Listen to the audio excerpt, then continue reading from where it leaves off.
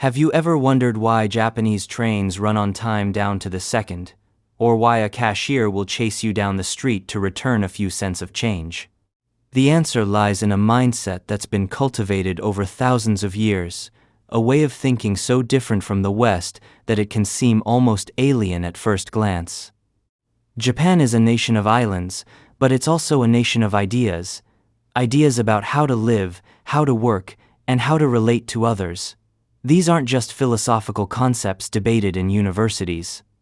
They're practical principles that shape everyday life, from how you greet your neighbor to how you design a product that millions will use. At the heart of Japanese thinking is a concept that doesn't even exist in most Western languages. It's called wa, and while it's often translated as harmony, that translation barely scratches the surface. Wa is the idea that the group's well-being matters more than individual desires. It's not about suppressing yourself. It's about finding fulfillment through your contribution to something larger. Imagine you're at work, and you finish your tasks early. In many Western countries, you might leave early or start on personal projects.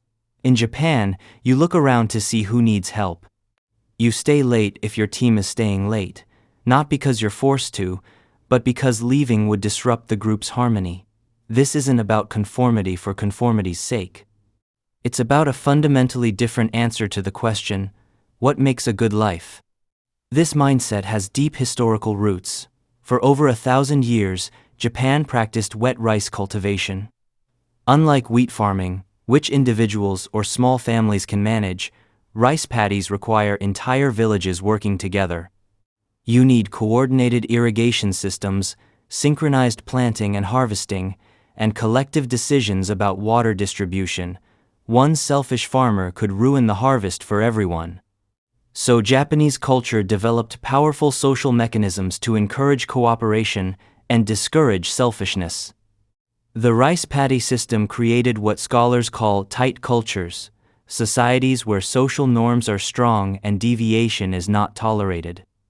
When your survival depends on everyone following the same irrigation schedule, you can't afford individualists who want to do things their own way. This agricultural necessity became cultural DNA. Even today, centuries after most Japanese stopped farming rice, these patterns persist in offices, schools, and neighborhoods. This agricultural heritage connects to another key concept, Giri, which loosely translates to duty or obligation. But again, the English word doesn't capture the full meaning. Giri is about the network of reciprocal obligations that bind society together. When someone does something for you, you incur Giri. You're now obligated to return the favor, and this obligation is taken very seriously. In the West, we often see obligations as burdens, things that limit our freedom. In Japan, these obligations are the fabric of society. They're what makes social life predictable and trustworthy. When you know everyone will fulfill their Giri, you can plan, cooperate, and build things together. It's why Japanese business deals often happen on handshakes, and why contracts are sometimes shorter and less detailed than in Western countries. The concept of Giri extends across time as well. You might feel Giri not just to people who have helped you, but to your ancestors, to teachers you had decades ago, to the company that hired you right out of school. These long-lasting obligations create stability and continuity. They mean relationships aren't transactional or temporary. They're part of an enduring web of mutual support. This brings us to another fascinating aspect of Japanese thinking, the relationship with shame and guilt. Western cultures are often called guilt cultures, where right and wrong are determined by internal moral compasses. You feel guilty when you violate your own values, regardless of whether anyone knows. Japan is considered a shame culture, where right and wrong are more about how others perceive you. This isn't about being shallow or caring too much what others think. It's about recognizing that we exist in relation to others. Your actions don't just affect you. They affect your family, your company, your community. Bringing shame to these groups is a serious matter because you're harming real people who depend on your good reputation. Consider the Japanese practice of bowing. It's not just a quaint custom. The depth and duration of your bow communicate your relationship to the other person, your level of respect, and your understanding of the social hierarchy. There are different bows for greeting a friend, apologizing to a customer, and showing respect to a superior. Getting it wrong isn't just awkward, it disrupts wa. The bow can range from a casual 15-degree nod between equals to a deep 45-degree bow showing profound apology or respect. Business people practice their bows. There are rules about who bows first, how long to hold the position, whether to make eye contact. What seems like a simple gesture is actually a complex language communicating status, intention, and relationship. This attention to social harmony extends into communication styles. The Japanese language has levels of politeness that don't exist in English. The same sentence can be said in casual form to friends, polite form to acquaintances, or honorific form to superiors.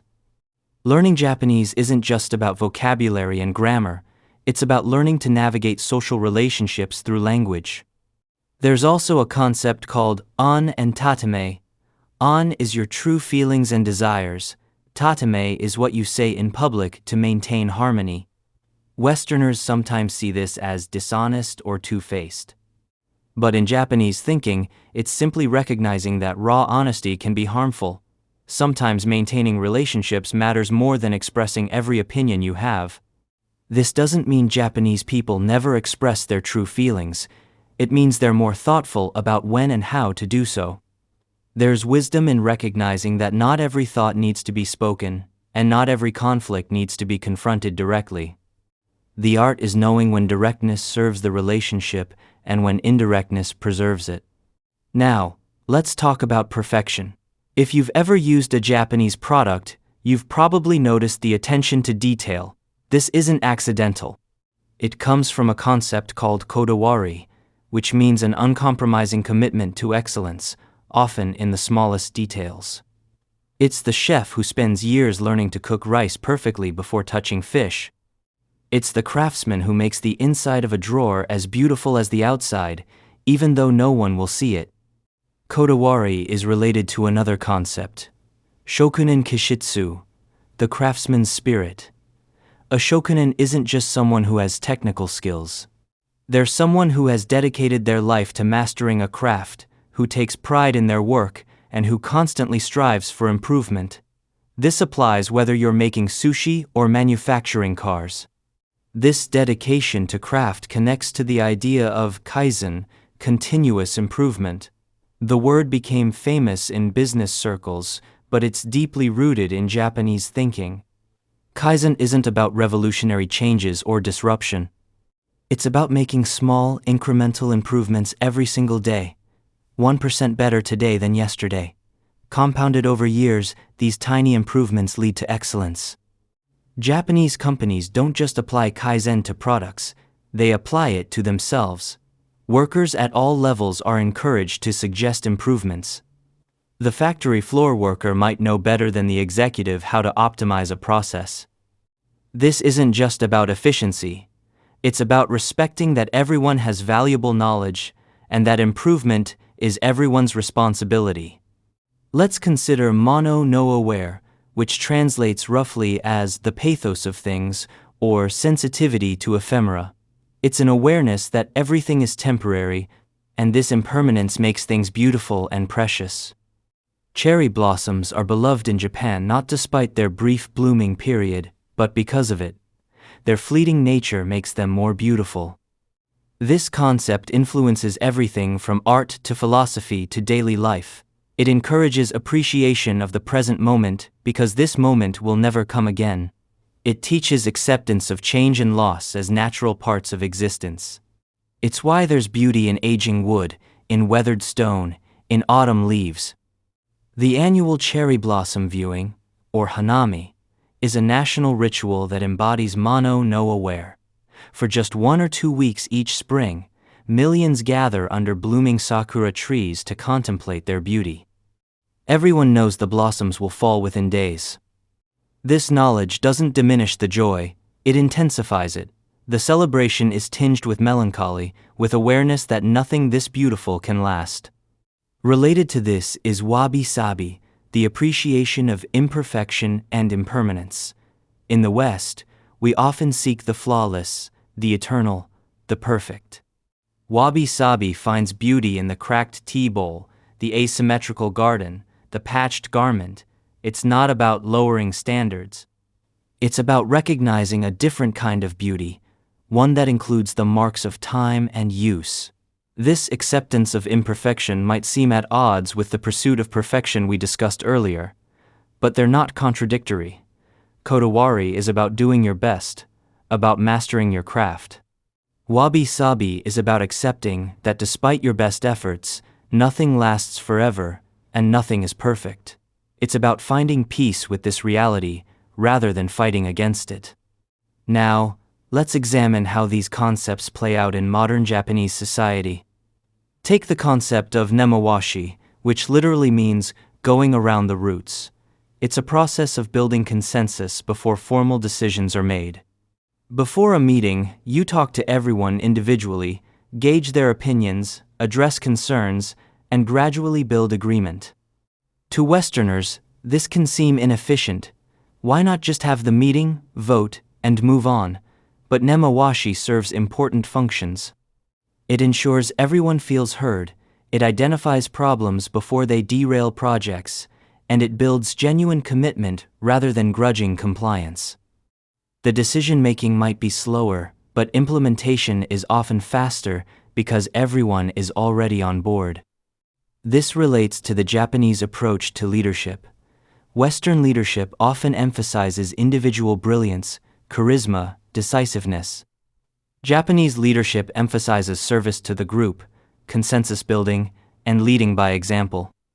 A Japanese CEO might eat in the company cafeteria, wear the same uniform as factory workers, and take the smallest salary cut during hard times. It's about demonstrating that you're part of the team, not above it. Consider also Omotenashi, the spirit of selfless hospitality. It's not just about good customer service, though Japan's customer service is legendary.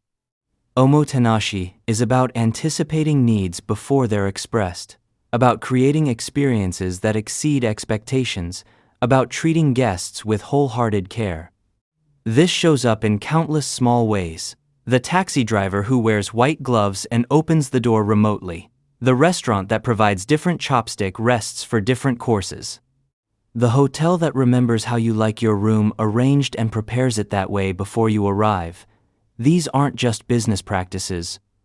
They're expressions of a cultural value that says caring for others is inherently worthwhile.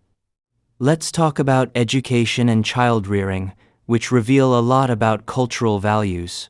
Japanese education emphasizes effort over innate ability. The idea isn't that some children are smart and others aren't. It's that all children can learn through hard work and persistence. This connects to the concept of Ganbatte, which means do your best or persevere. Ganbatte isn't just what you say to encourage someone. It's a fundamental life approach. When things get difficult, you don't give up or make excuses. You persevere. This isn't about ignoring problems or toxic positivity. It's about believing that sustained effort leads to improvement and that the effort itself has value regardless of the outcome. Japanese schools also emphasize collective responsibility. Students clean their own schools, not because of budget constraints, but because it teaches respect for shared spaces and the dignity of all work. They learn that no job is beneath them, and that taking care of your environment is everyone's responsibility. This collective mindset extends to how Japanese society handles public spaces. Notice how clean Japanese cities are despite having very few public trash cans. People take their trash home rather than leaving it in public. They do this not because of strict laws or heavy fines, but because littering would disrupt social harmony and show disrespect for shared space. The Japanese relationship with nature also reveals cultural values. Shintoism, Japan's indigenous religion, sees divinity in nature. Mountains, rivers, trees, even rocks can be sacred. This isn't primitive superstition. It's a worldview that recognizes humanity as part of nature rather than separate from it or master over it. This shows up in Japanese gardens, which don't try to dominate nature but to work with it, creating spaces where natural and human-made elements harmonize. It shows up in architecture that opens to nature rather than shutting it out. It shows up in seasonal awareness, where foods, decorations, and activities change with the seasons. As Japan has modernized and westernized, some observers wonder if these traditional values are disappearing. Young people use smartphones, watch Netflix, and eat at McDonald's. Does this mean they're abandoning Japanese thinking? Not necessarily. These concepts are remarkably resilient because they're not just rules imposed from outside. They're frameworks that help people navigate life and find meaning. Even young Japanese who rebel against some traditions often embody these values in new ways. The manga artist who spends years perfecting their craft is practicing kodawari. The startup founder who emphasizes team harmony is pursuing wa. The values adapt while remaining recognizable. That said, there are genuine tensions. The emphasis on group harmony can stifle individuality and innovation. The shame culture can make it hard to admit mistakes or ask for help. The focus on perseverance can lead to overwork and burnout. Every cultural system has costs along with benefits. What can we learn from Japanese thinking? Not that we should all become Japanese, or that Japanese culture is superior, but that there are different ways to organize society, different answers to fundamental questions about what matters in life. The Western emphasis on individual freedom and self-expression has created tremendous innovation and prosperity. The Japanese emphasis on harmony and collective responsibility has created a society with low crime, high trust, and remarkable social cohesion. Perhaps the deepest lesson is about balance. Individual freedom without social responsibility leads to isolation and social breakdown. Social harmony without individual expression leads to conformity and stagnation. The healthiest societies probably need both, though finding that balance is never easy. Japanese mindset offers us a mirror. When we look at how different their answers are to universal human questions, we can see our own assumptions more clearly. We can ask, why do we do things this way? Are there other possibilities? What would we gain and what would we lose if we made different choices? Understanding Japanese thinking isn't about becoming Japanese. It's about expanding our sense of what's possible, questioning what we take for granted, and perhaps finding wisdom in approaches we hadn't considered. In an increasingly connected world, this kind of cross-cultural understanding isn't just interesting, it's essential.